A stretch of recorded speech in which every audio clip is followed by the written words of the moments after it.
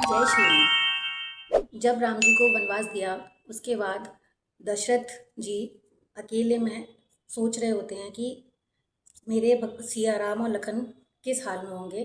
उसी दशा के ऊपर ये भजन है, सुनिए, बताइए।